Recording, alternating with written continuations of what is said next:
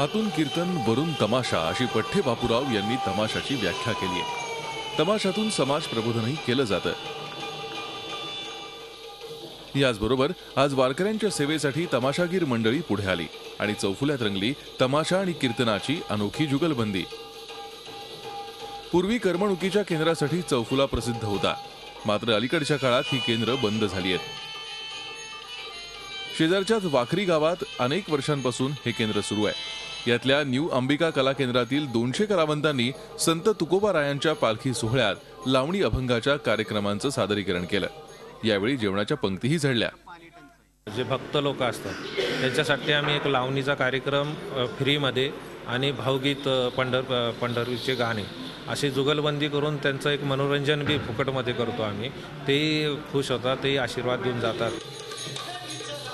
नेहमीच अभंगातून विठुरायाची आराधना करणाऱ्या वारकऱ्यांना लावणीच्या जुगलबंदीतून सादर झालेल्या कार्यक्रमानं भारावून टाकलं।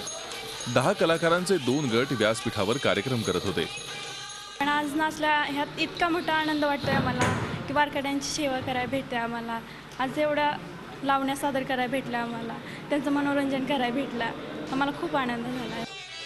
कित्येक मैलांचं अंतर पायी चालल्यानंतर आलेला क्षीण काही मिनिटांच्या मनोरंजनानं कुठल्या कुठे निघून गेल्याचं वारकरी सांगतात। नाच पाहिल्यानंतर अगदी म्हणजे थकवा गेला आमचा। अगदी म्हणजे जे वारीत चाललो होतं अगदी अंग म्हणजे जे चलून जे हे झालं होतं व त्यात थकलो होतं तेव्हा आता बरं वाटतंय नाच पाहिल्यानंतर।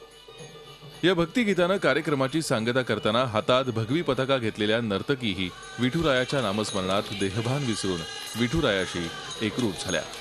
विशाल पडाळे, झी मीडिया, चौफुला। झी 24 तास रहा एक पाऊल पुढे।